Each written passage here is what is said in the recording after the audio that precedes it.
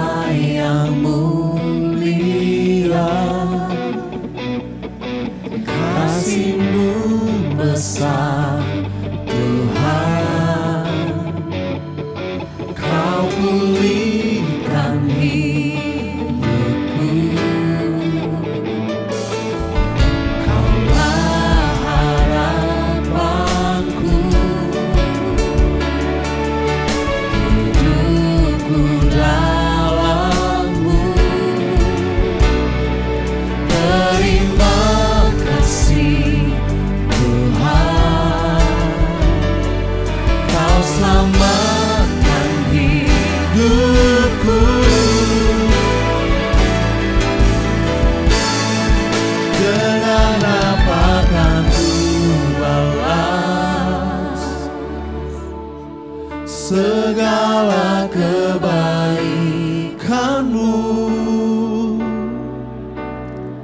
segenap hatiku menyembah-Mu Yesus, ku bersyukur padamu selamanya. Haleluya Yesus, kami bersyukur padamu, ya Yesus.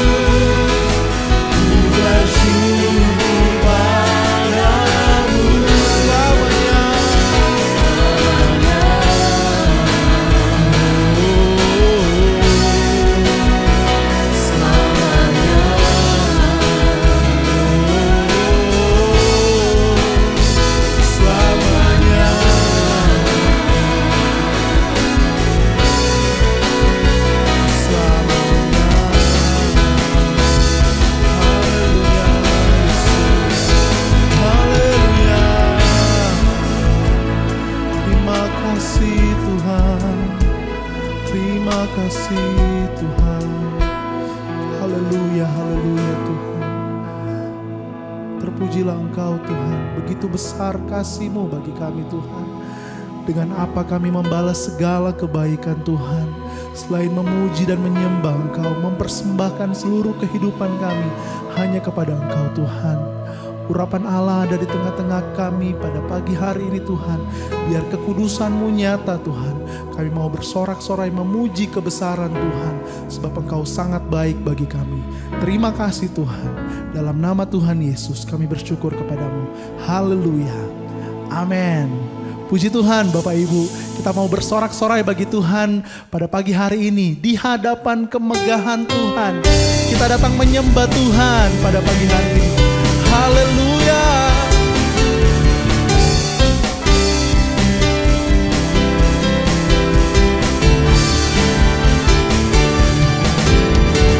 Hadapan kemegahan-Mu, ku datang menyembah-Mu, membawa hatiku, membawa hidupku.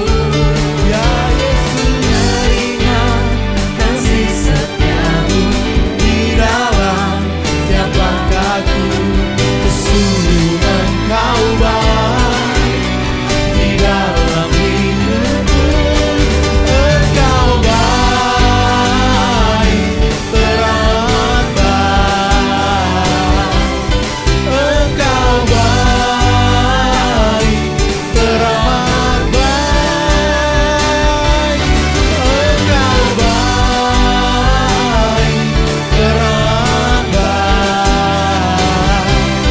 Engkau baik, teramat baik. Ya Yesus, di hadapan kemegahan-Mu, ku datang menyembah-Mu, membawa hatiku, membawa hidupku. Ku teringat kasih setia-Mu di dalam setiap langkahku.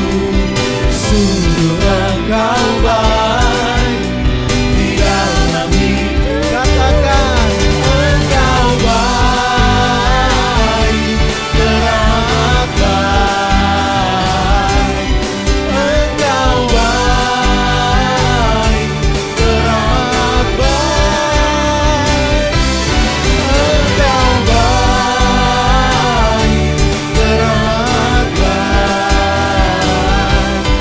Engkau baik, teramat baik. Engkau baik, Engkau baik, teramat baik. Terpujilah Tuhan. Engkau baik, teramat baik. Engkau baik, teramat baik. Engkau baik, teramat baik. Haleluya, haleluya. Terpujilah Tuhan, terpujilah Engkau Tuhan. Juru selamat kami, tempat perlindungan kami. Di bawah naungan sayap-Mu, kami mendapatkan perlindungan yang kuat dari Engkau Tuhan. Haleluya Yesus.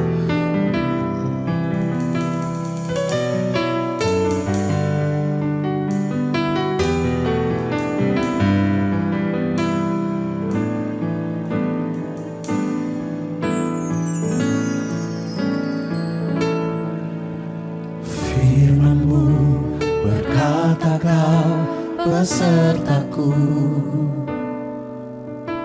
maka kuat roh dan jiwaku. Tangan-Mu Tuhan selalu ku nantikan. Di setiap langkahku percaya, dengan sayap-Mu ku akan terbang tinggi. Di tengah badai hidup ku tak menyerah.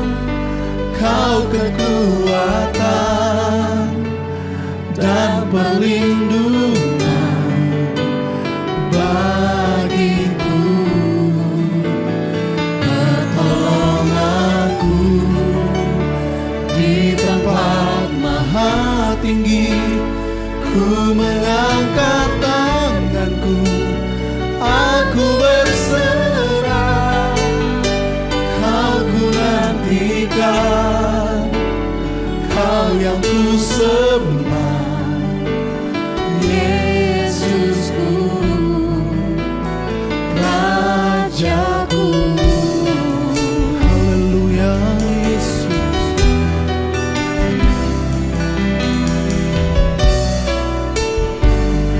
Katakan firman-Mu, berkata Kau besertaku. Haleluya.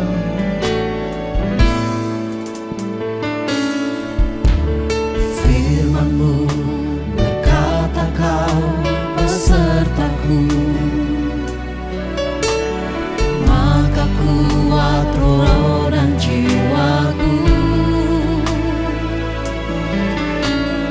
Tangan-Mu Tuhan selalu ku nantikan,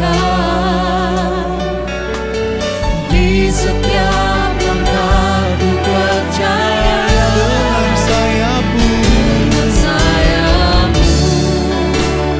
ku akan terbang tinggi di tengah badai hidup.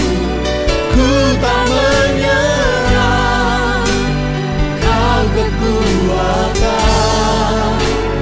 dan perlindungan bagiku, pertolonganmu di tempat maha tinggi. Ku mengangkat tanganku, aku berserah, Kau ku nantikan, Kau yang ku sembah, Yesusku, Rajaku. Sebab dengan sayap-Mu Tuhan, dengan sayap-Mu ku akan terbang tinggi di tengah badai hidup. Ku tak menyerah, Kau kekuatan dan perlindungan bagiku. Ya Yesus, pertolonganmu di tempat maha tinggi. Ku mengangkat tanganku, aku berserah, Kau ku nantikan, Kau yang ku sembah. Kau ku nantikan, Kau ku nantikan, Kau yang ku sembah. Haleluya. Kau ku nantikan, Kau yang ku sembah, Yesusku, Rajaku. Haleluya. Haleluya. Dan firman-Mu itu adalah surat kasih-Mu buat kami. Kami mau Tuhan sekali lagi membuka, mendengar akan surat kasih-Mu itu yang ada di dalam firman Tuhan. Berbicaralah kepada kami Tuhan. Berkata-katalah kepada kami. Kerjakan kehidupan kami. Karena kami mau Tuhan, kami semakin hari semakin menjadi serupa dan segambar dengan Engkau. Karena itulah yang Tuhan kerjakan di dalam kehidupan kami hari demi hari.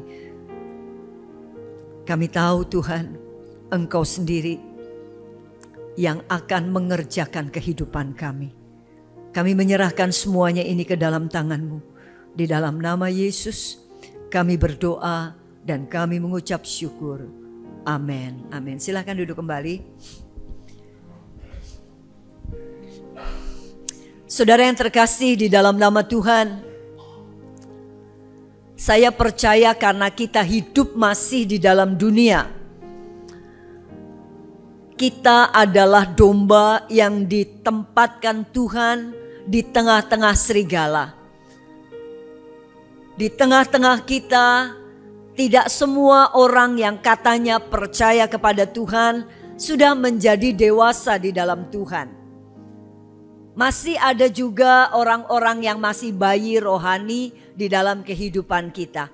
Oleh sebab itu, saya percaya bahwa di antara kita atau semua kita bahkan pasti pernah merasa diperlakukan dengan tidak adil.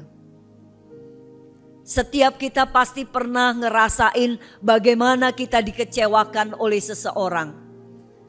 Bagaimana kita seperti tidak dianggap atau diremehkan oleh seseorang. Atau mungkin kita pernah ada di dalam satu situasi, kita begitu terjebak dengan situasi itu, dan situasi itu gak bisa kita ubah, dan situasi itu sangat-sangat merugikan kita. Pada waktu kita menghadapi semuanya ini, bagaimana respon kita? Apa yang kira-kira muncul di dalam benak kita? Apa yang mesti kita melakukan pada waktu kita diperlakukan atau mengalami hal yang seperti ini? Ada satu tokoh di dalam Alkitab yang bernama Lea. Saya waktu itu mendapatkan satu artikel pada waktu saya berjumpa dengan George Wood. Dia adalah ketua umum dari Gereja Sidang Jemaat Allah di Amerika. Dan pada waktu saya ketemu, saya ngobrol dengan dia, dan kemudian dia memberikan kepada saya satu artikel, yaitu artikel mengenai Lea. Pada waktu saya membaca artikel ini, saya sangat-sangat diberkati, ya. Dan mari kita melihat bagaimana kehidupan Lea yang sebetulnya dia mengalami semua yang tadi saya mengatakan. Hal yang pertama bahwa dia dilahirkan dalam keadaan yang tidak cantik. Kejadian 29 ayat 17. Lea tidak berseri matanya, tetapi Rahel itu elok sikapnya dan cantik parasnya. Seberapa di antara kita satu perut dari orang tua kita begitu keluar, yang satu cantik, yang satu kurang cantik, yang satu ganteng, yang satu kurang ganteng, yang satu beauty, yang satu the beast. Kira-kira seperti itu ya. Jadi pada waktu ini terjadi, kita mau gimana? Apakah kita akan bilang sama mama protes, mama ini gimana sih ngelahirin aku, kok kondisi aku begini? Kok yang satu begini, yang satu begini. Mama seperti gak adil. Atau kita mulai ngomong kepada Tuhan, Tuhan, kenapa Tuhan jadikan aku seperti ini? Gak cantik seperti adikku si Rahel. Dan yang kedua, Lea itu terjebak di dalam satu tradisi. Kejadian 29-26, jawab Laban, tidak biasa orang berbuat demikian di tempat kami, mengawinkan adiknya lebih dahulu daripada kakaknya. Dia ada di dalam satu situasi di mana adik gak boleh ngeloncat.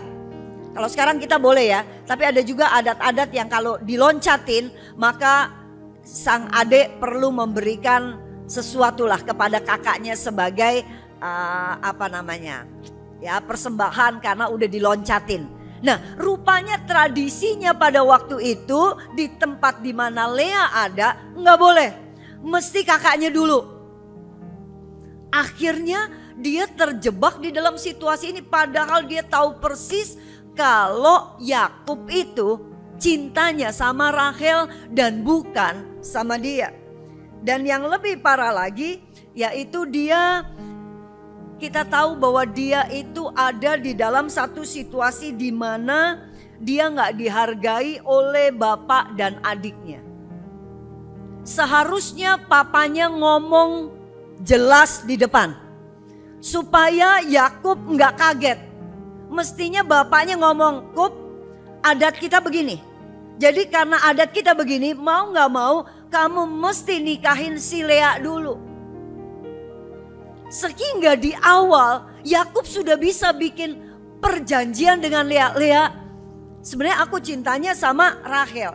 Tapi gimana enggak, aku harus nikah dengan kamu. Tapi minta maaf ya, minta maaf. Aku sebenarnya nggak ada apa-apa dengan kamu. Jadi sudah, kita diam-diam saja, kita nggak usah macam-macam. Harusnya kan begitu. Lea juga mestinya udah diomongin. Oke, Yakub sudah tak kasih tahu. Jadi enak, ada MOU di antara mereka. Tapi rupanya nggak dikasih tahu sampai pada waktu Yakub sadar bahwa orang yang semalam ini bersama tidur dengan dia rupanya adalah Lea. Dan karena itu dia protes sama bapaknya. Dan juga Lea nggak dihargai sama adiknya Rachel. Mestinya saya mikir-mikir gitu ya. Kalau seandainya itu terjadi gitu. Misalnya ada pacar saya, dia seneng sama saya, tapi itu harus nikah dengan kakak saya dulu. Saya rasanya akan ngomong sama pacar saya dan saya bilang, udah ya, kita lupain ya, bukankah cinta tidak harus memiliki ya, oke ya. Jadi sudahlah, kamu sama kakak saya aja, saya nanti gampang lah. Nanti dengan berjalannya waktu cinta itu akan pupus dengan sendirinya. Dan saya sudah merelakan kamu bersama dengan kakak saya. Mestinya kan gini, mestinya si Rachel tuh ngomong sama si Lea, Yakub itu senengnya yang begini-gini. Pokoknya jangan lupa ya, kamu kalau udah sama Yakub, kamu mesti begini-begini supaya dia benar-benar jatuh cinta dengan kamu. Mestinya kan gini. Tapi dasar Lea itu nggak menghargai kakaknya. Jadi pada waktu itu ya dia nggak dikasih tahu apa-apa. Dan waktu Yakub mau bilang saya mau nikah dengan Rachel, ya Rachel ya iya aja. Duh, rasanya gimana ya perasaan Lea pada waktu itu? Dia ada dalam satu keluarga yang dia tahu lingkungannya nggak ada yang mengasihi dan nggak ada yang menghargai dia. Dan kita lihat pada akhirnya Lea memang tidak dicintai oleh Yakub. Bayangkan dalam keadaan yang seperti itu, kalau kita lihat di sini. Ayatnya yang ke-28, Kejadian 29. Maka Yakub berbuat demikian, ia menggenapi ke-7 hari perkawinannya dengan Lea. Kemudian Laban memberikan kepadanya Rachel anaknya itu menjadi istrinya. Jadi kita lihat di sini bahwa bukan 7 tahun loh. Yakub bersama dengan Lea bukan 7 tahun. 7 hari. Hari pertama nikah, Yakub udah protes sama bapaknya, sama si Laban. Kemudian dimulai diatur akan ada pernikahan pada hari yang ke-7. Dan kita lihat di sini gimana perasaannya si Lea. Yang sedikit punya hati nurani ya apa gitu loh. Coba gimana kayak ngomong baik-baik kayak ya apa kayak enggak. Kita lihat di sini bahwa Lea itu benar-benar dikelilingi oleh orang-orang yang tidak mengasihi dia. Apakah suaminya, apakah adiknya, apakah ayahnya, seakan-akan melihat Lea itu cuma sebagai objek. Lea itu cuma sebagai barang yang tidak berharga yang bisa begitu saja diperlakukan. Bahkan kalau kita lihat di dalam Kejadian pasal yang ke-33 ayat yang kedua. Ia menempatkan budak-budak perempuan itu beserta anak-anak mereka di muka.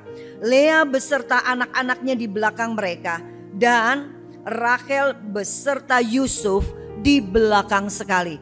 Pada waktu Yakub mau kembali ke kampung halaman, dia tahu dia akan berjumpa dengan Esau. Nah, Esau ini kan dendam kesumat sama si Yakub. Karena Yakub udah ngambil hak kesulungannya Esau. Jadi memang waktu itu kenapa Yakub melarikan diri ke Mesopotamia? Karena apa? Karena Esau bilang pokoknya aku mau cari Yakub. Kalau ketemu aku mau bunuh dia. Dan cepet-cepet mamahnya ngomong, Kup, itu Esau mau bunuh kamu. Cepet sekarang kamu lari supaya kamu gak kebunuh. Nah sekarang dia kembali dan dia tahu dia akan ketemu Esau. Ada ketakutan yang luar biasa di dalam diri Yakub waktu mau berjumpa dengan Esau. Itu sebabnya dia tempatkan budak-budak di paling depan. Supaya apa? Begitu diserang, yang mati duluan adalah budak-budak. Setelah budak-budak siapa? Lea. Sama siapa? Anaknya. Aduh, Yakub nih Jan wis salah kebangetan. Kalau nggak suka sama Lea, setidak-tidaknya anaknya. Anaknya tuh loh, gimana-gimana tuh kan darah dagingnya. Anaknya loh disayang. Enggak juga, ya ditempatkanlah Lea di depan bersama dengan anak-anaknya. Supaya apa? Kalau budaknya habis, maka Lea beserta dengan anak-anaknya mati. Sementara Yakub dengan Rahel paling belakang. Apa tujuannya? Begitu diserang, Yakub sama si Rahel bisa kabur melarikan diri beserta dengan anaknya Rahel. Bayangkan Lea bersama dengan seorang suami yang memperlakukan dia seperti ini. Dan ini terjadinya bukan setahun 2 tahun. Terjadinya bertahun-tahun. Setidak-tidaknya ini terjadi selama 21 tahun. Karena Yakub mesti kerja 7 kali 3 kali. 7 tahun, 7 tahun, 7 tahun. 21 tahun. Lea diperlakukan seperti ini. Rasanya tuh aduh luar biasa. Nah, mari kita melihat sekarang. Kita mau berhenti sampai di situ. Kalau kita mengalami hal yang seperti itu, kira-kira apa yang akan kita melakukan? Mari masing-masing kita pikir. Kalau aku yang jadi Lea, kira-kira aku mau ngapain ya? Apakah aku mau balas dendam sama Yakub? Aku mau balas dendam sama si Lea. Aku minta cerai dari Yakub. Aku akan apalah terserah, nggak cerai sama-sama. Tapi pokoknya tiap kali Yakub datang ke rumah, aku nggak mau ngurusin makanan. Aku nggak mau ngapa-ngapain. Aku nggak mau melayani Yakub. Atau bagaimana? Apa yang harus dilakukan? Coba kita kunci jawaban kita masing-masing. Kira-kira apa yang kita lakukan? Apakah kita mengisi hari-hari kita dengan tangisan and tangisan. Susah and susah. Seperti itu. Yuk sekarang kita lihat. Setelah mereka pergi ke kampung halaman. Di perjalanan Rahel meninggal. Dan Rahel dikuburkan di Bethlehem. Pada waktu Rahel dikuburkan di Bethlehem, mereka meneruskan perjalanannya. Yakub bersama Lea dengan anak-anaknya meneruskan perjalanan sampai di kampung halamannya Yakub. Dan kita lihat di sini, Kejadian 49 ayat 29. Kemudian berpesanlah Yakub kepada mereka, apabila aku nanti dikumpulkan kepada kaum leluhurku, kuburkanlah aku di sisi nenek moyangku dalam gua yang di ladang Efron orang Het itu. Ini ladang yang dibeli oleh Abraham kakeknya. Disitulah dikuburkan Abraham beserta Sarah istrinya.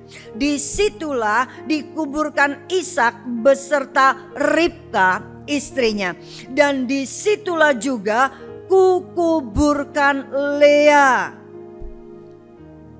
Perhatikan di sini.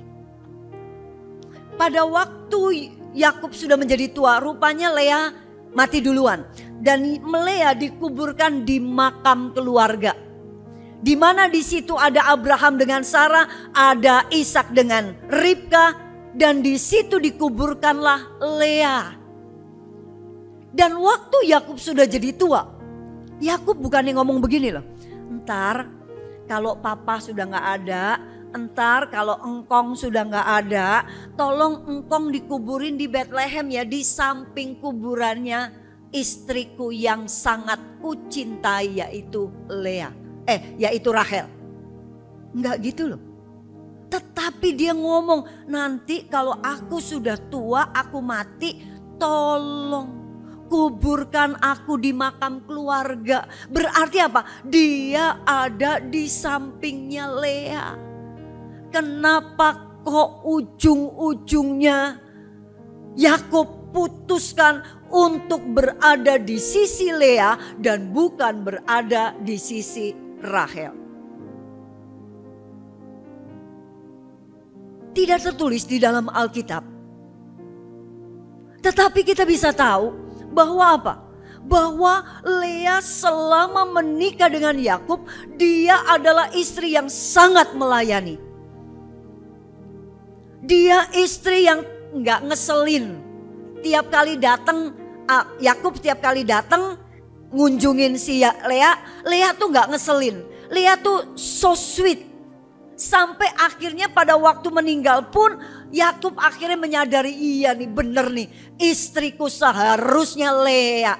Lea, aduh selama ini udah aku sia-siain. Lea selama ini udah aku nomor 2-in. Lea selama ini udah aku buang, sepertinya begitu. Tetapi Lea tuh tetap baik, baik, baik, baik, baik, baik, baik. Dan terus menunjukkan kesetiaannya sebagai seorang istri kepada Yakub. Dan akhirnya benteng pertahanan Yakub goyah juga. Dan akhirnya dia putuskan, ya istriku yang sah dan satu-satunya adalah Lea. Itu sebabnya dikuburkanlah Lea di situ. Dan dia berpesan, nanti aku mati, kuburkan aku di samping Lea.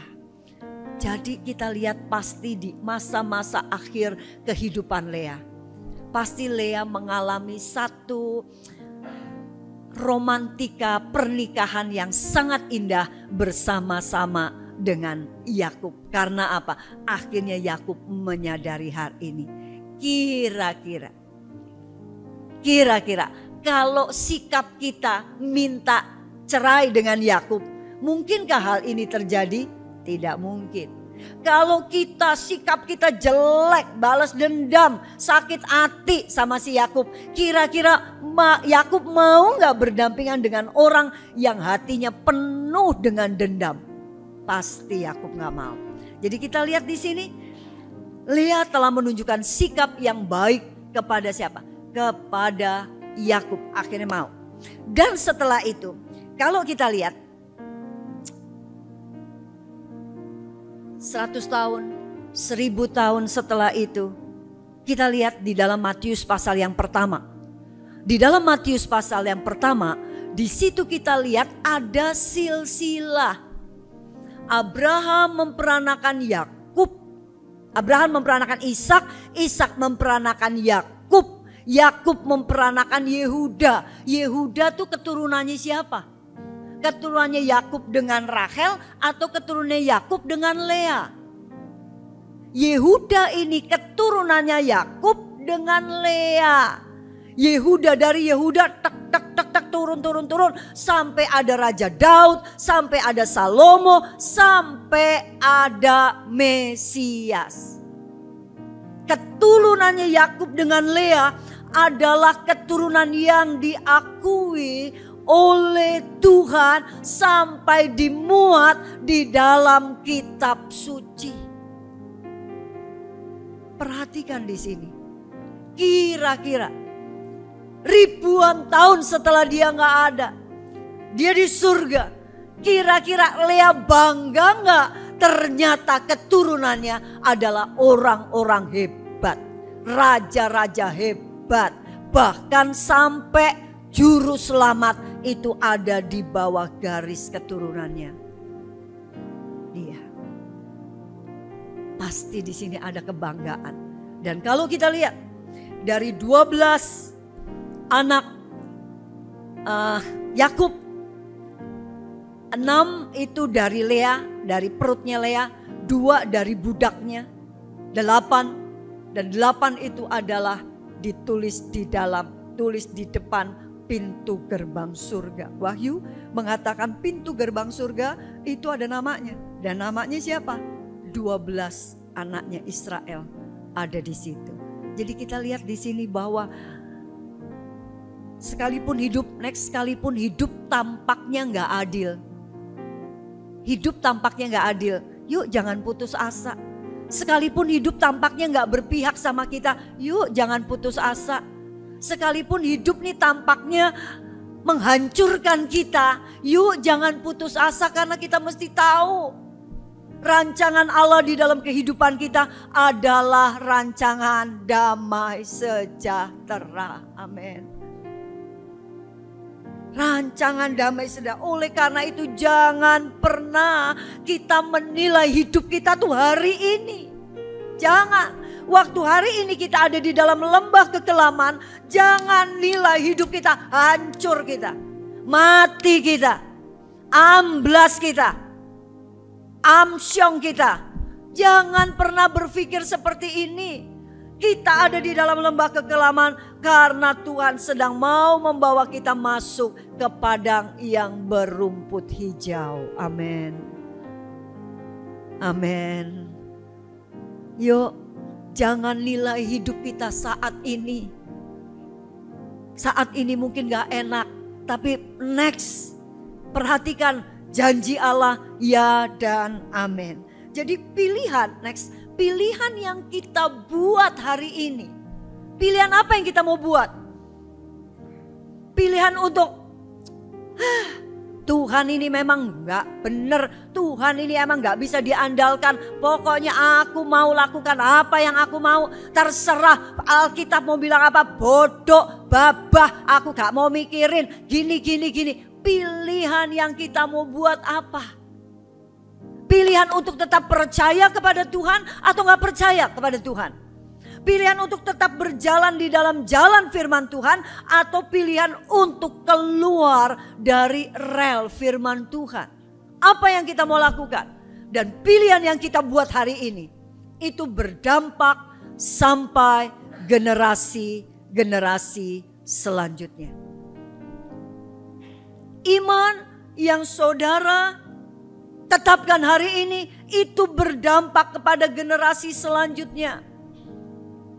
Timotius itu bisa jadi hamba Tuhan karena iman dari neneknya dan mamahnya sampai akhirnya dia seperti itu. Bukankah Alkitab mengatakan orang benar, anak cucunya tidak akan pernah sampai minta-minta. Betul? Karena siapa? Karena kita putuskan hidup benar. Saya mau hidup benar. Susah? Ya pasti susah hidup benar. Menderita? Ya pasti menderita. Kalau kita terus hidup benar. Tapi ingat, pada waktu kita putuskan saya mau hidup benar. Jaminan berkat firman Tuhan bukan cuma sampai kita, tetapi sampai anak cucu kita diberkati oleh Tuhan. Amin. Itu sebabnya ayo. Bukankah kita orang tua atau kita oma opa, kita rela lakukan apa saja demi apa? Demi anak kita. Saya kalau makan ayam itu sukanya dada. Selain dada saya gak suka. Tapi kalau ada ayamnya cuma 1 ekor, anak saya dua-duanya sukanya dada. Ambil satu, yang sisa kare endas kepala. Tinggal kepala sama paha. Paha tuh saya gak bisa karena linyit apanya itu, dagingnya tuh licin. Saya tuh gak bisa makan begitu. Jijik gitu. Tapi anak udah ngambil, Mama makan yang mana? Saya nengok dulu ke Pak Gatut. You terserah mau makan yang mana. Tapi Pak Gatut juga gini, kamu dulu pilih yang mana, aku sisanya. Jadi kadang-kadang ya udah mau ya bisa lah. Betul nggak? Orang tua, oma, opa bisa lakukan segala sesuatu untuk siapa? Demi anak, demi cucu kita bisa lakukan. Ya saya belum punya cucu sih ya, nggak tahu sih ntar kalau udah punya cucu ya. Tapi pasti kita bisa, katanya punya cucu tuh, aduh ini tersendiri ya, saya akan nanti mengalami hal itu, puji Tuhan ya. Jadi mari saudara, kita tetapkan untuk hidup benar. Karena waktu kita hidup benar diperhitungkan oleh Tuhan dan berkatnya sampai ke anak dan cucu. Amin. Next. Jadi kalau kita lihat di sini, ayo miliki konsep yang benar tentang Allah. Ayo miliki konsep yang benar tentang Allah. Allah itu melihat waktu kita dalam keadaan gak enak. Bukan cuma melihat, Allah mendengar. Kalau lihat, saya bisa lihat tuh orang yang paling ujung. Yang paling ujung sana saya lihat. Tapi kalau dia lagi bisik-bisik, saya pasti gak dengar. Atau kalau... Betul gak? Gak bisa dengar kan? Karena apa? Untuk mendengar maka kita perlu lebih dekat. Supaya bisa dengar. Jadi Tuhan melihat. Next Tuhan mendengar lebih dekat lagi. And Tuhan menjawab. Lea punya konsep ini mengenai Tuhannya. Sekalipun sebetulnya Lea itu bukan orang percaya. Ingat pada waktu Lea bersama dengan Rachel harus pindah ke kampung halamannya Yakub. Siapa yang mencuri patung terafim, berhala terafim? Adalah Rachel. Ini menunjukkan bahwa dia berasal dari keluarga yang menyembah patung-patung. Bukan percaya kepada Tuhan. Tetapi Lea begitu nikah sama Yakub, dia juga mengadopsi Allahnya Yakub. Dan dia lihat bahwa Allahnya Yakub adalah Allah yang melihat, Allah yang mendengar, dan Allah yang menjawab. Dan kita tahu, next, Ibrani 11 ayat yang ke-6. Tetapi tanpa iman tidak mungkin orang berkenan kepada Allah. Sebab barang siapa berpaling kepada Allah, ia harus percaya bahwa Allah ada. Namanya iman. Percaya bahwa Allah ada dan bahwa Allah memberi upah kepada orang yang sungguh-sungguh mencari Dia. Ini iman. Bukan waktu kita lihat baru kita percaya, itu namanya bukan iman. Iman adalah bukti dari segala sesuatu yang tidak kita lihat. Makanya Tuhan mau yuk kita jadi orang yang jangan cuma apa-apa dengan mata kita lihat. Tapi mari dengan iman, dengan mata rohani kita lihat. Kita ada di dalam lembah kekelaman tapi kita bisa melihat bahwa kita sedang dibawa ke padang yang berumput hijau. Belum lihat, tapi di sini punya iman. Hidup kita gak enak sekarang, tapi kita punya iman. Rancangan Allah adalah rancangan damai sejahtera. Iman itu namanya. Next, dan kalau kita lihat bahwa apa? Kita ini menjadi orang yang, yuk jangan kita ini orang-orang yang tawar hati. Jangan tawar hati. Karena pada waktu kita tawar hati, maka kecillah kekuatan kita. Jangan sampai tawar hati. Pada waktu kita lihat a i u e o, jangan tawar hati. Jangan, aduh kok gini ya. Aduh, nah itu melemahkan iman kita. Yuk tetap percaya. Oh, ibaratnya bumi goncang-ganjing, langit kelap-kelip, tek. Kita percaya bahwa Allah yang kita sembah adalah Allah yang punya rancangan damai sejahtera di dalam kehidupan kita. Amin. Perkara yang sebesar apapun percaya Allah pasti sanggup. Bagaimanapun beratnya, yakin segala perkara dapat kita tanggung di dalam Dia yang memberikan kekuatan kepada kita. Apapun persoalannya, kita percaya bahwa apa? Pencobaan yang kita alami, pencobaan biasa yang tidak melebihi kekuatan kita. Dan waktu kita dicobai, Tuhan menyediakan jalan keluar. Bagaimanapun persoalan, kita percaya bahwa kita dibawa Tuhan menjadi orang-orang yang bukan saja pemenang, tapi lebih dari pemenang. Yuk, oleh sebab itu, mari kita lihat sekarang. Next, mungkin next tadi udah. Kita lihat sekarang nama anak-anaknya Lea.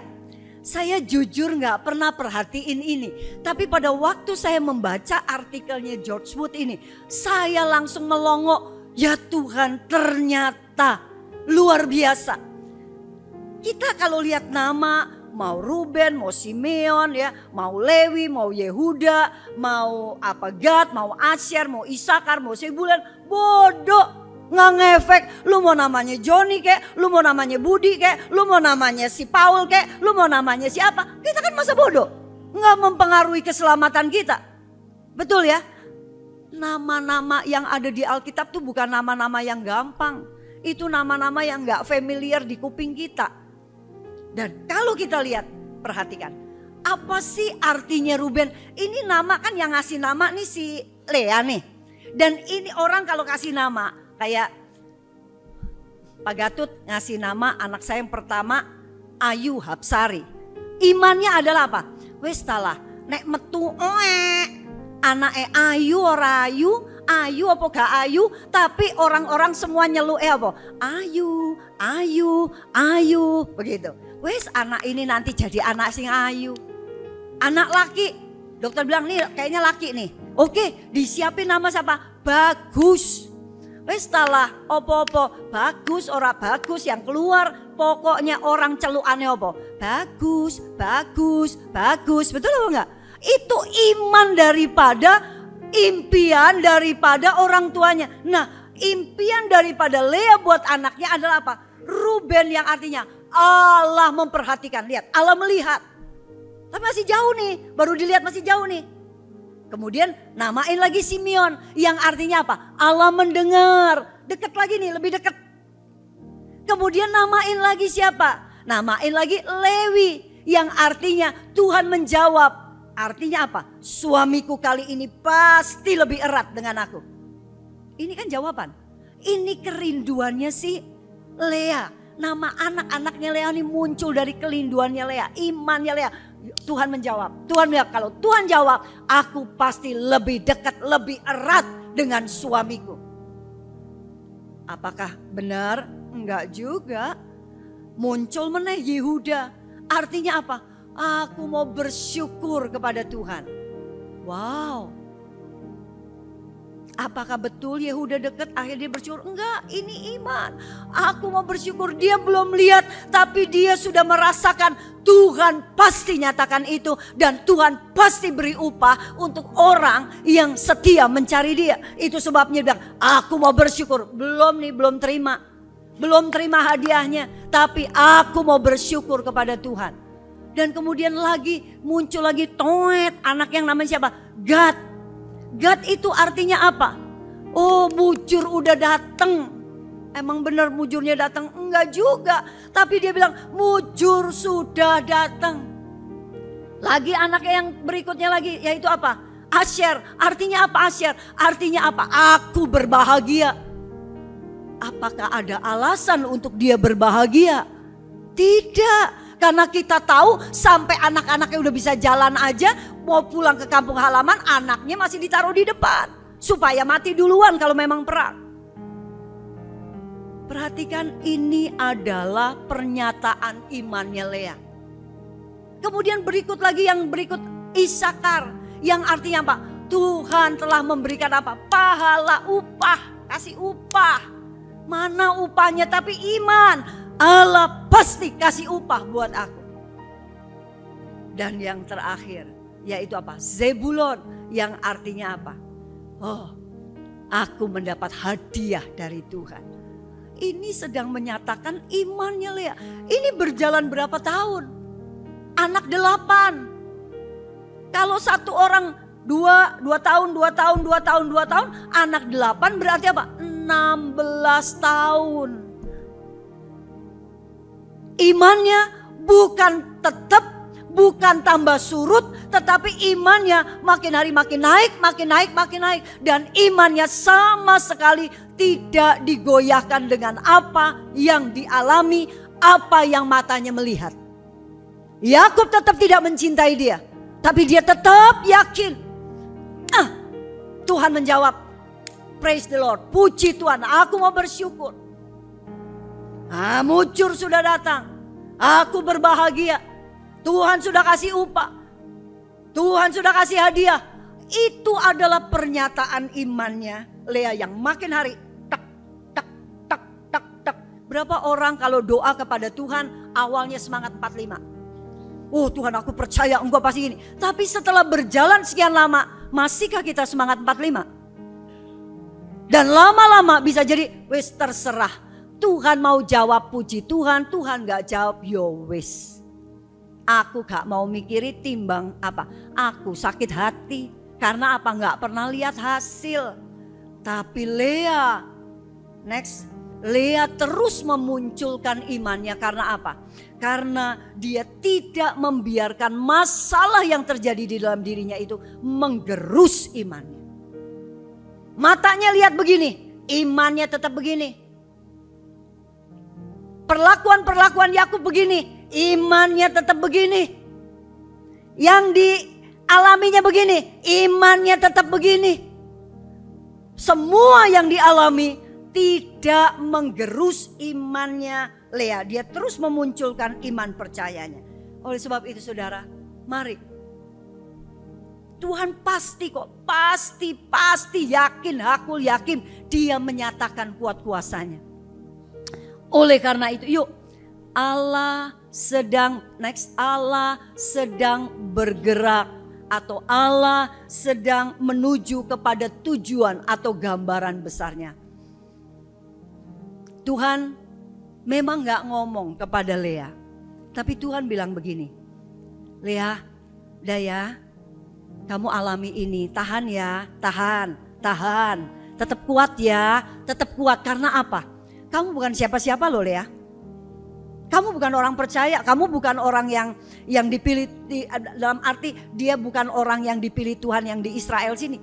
Dia orang bukan percaya. Tapi Tuhan punya rancangan yang luar biasa di dalam diri Lea. Lea, kamu terus ya sama Yakub, walaupun kamu digituin, kamu terus ya, terus setia ya, terus mengasihi ya, terus berjalan di dalam firman Tuhan ya. Terus karena apa? Aku sedang membawa kamu kepada apa?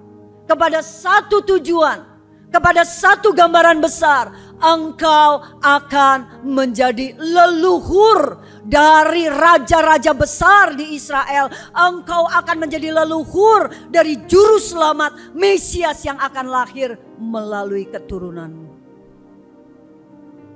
Tuhan sedang punya gambaran besar di dalam kehidupan kita. Kita adalah imamat yang rajani, kita adalah bangsa yang kudus, kita adalah umat pilihan Allah. Tuhan lakukan perkara besar supaya apa? Supaya kita menyampaikan perkara-perkara besar ini kepada orang lain. Tuhan sedang punya gambaran yang besar. Rancangan yang damai sejahtera di dalam kehidupan kita. Kalau sekarang kita ada di sini, yuk terus bertahan. Yuk terus munculkan iman kita. Jangan surut, jangan tetap terus tambah naik. Dan pada akhirnya kita lihat semua yang dikatakan oleh Lea. Katanya Lea dapat hadiah, katanya dia mujur, katanya dia berbahagia, dia bersyukur, dia dapatkan semua itu. Tidak ada satupun yang gugur karena Tuhan setia kepada orang yang sungguh mencari Dia. Upah itu pasti. Kita tundukkan kepala. Bapak, kami mengucap syukur kepadamu Tuhan. Rancanganmu tidak pernah gagal di dalam kehidupan kami. Hanya kami yang dapat menggagalkan rancanganmu. Oleh sebab itu tolong Tuhan, pada waktu kami sedang ada di dalam lembah kekelaman, kami tidak menilai hidup kami saat itu. Kami mau memandang ke depan, kami mau punya iman. Dan iman kami adalah seperti yang Tuhan tuliskan buat kami. Jika Lea bisa, kami juga pasti bisa. Lea adalah orang biasa. Kami juga pasti bisa. Kasih karunia Tuhan menyertai kami. Sehingga kami rindu Tuhan. Gambaran besar Tuhan di dalam hidup kami. Karya Tuhan yang agung di dalam kehidupan kami. Betul-betul terjadi secara sempurna bagi kami. Di dalam nama Yesus kami berdoa. Amin. Allah yang besar, ajaib dan mulia, Kau Yesus yang selalu membuatku terpesona. Segala pujian,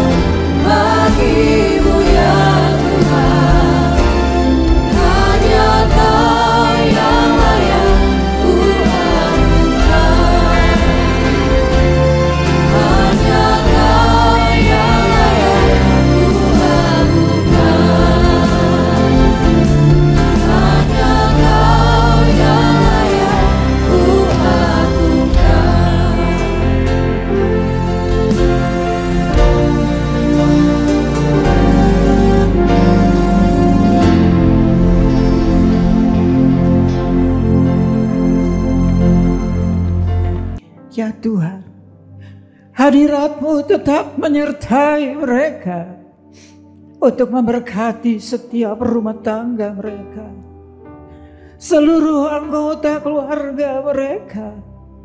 Berkatilah usaha dan mata pencaharian umat-Mu. Berkatilah roti dan air mereka. Berkatilah umat-Mu ini dengan kekuatan dan kesehatan. Sesungguhnya Dikau sangat mengasihi umat-Mu. Seluruh umat-Mu ini ada di dalam telapak tangan-Mu, dan tak seorang pun dapat merampas mereka, domba-domba-Mu ini, dari dalam tangan-Mu. Hamba-Mu berdoa, bawalah seluruh sidang jemaat-Mu ini semakin hari semakin dekat kepadamu, semakin mengasihi Engkau ya Tuhan, sehingga mereka boleh tiba di puncak bukit kesucian-Mu dan memandang wajah-Mu yang indah. Kini sidang jemaat yang dikasihi Tuhan, Allah yang kekal adalah naungan-Mu, dan lengannya yang abadi menopang Engkau. Tuhan memberkati Engkau dan melindungi Engkau. Tuhan menyinari Engkau dengan wajah-Nya, serta memberikan Engkau kasih karunia. Tuhan menghadapkan wajah-Nya kepadamu dan memberikan Engkau damai sejahtera di dalam berkat nama Tuhan Yesus Kristus. Amin.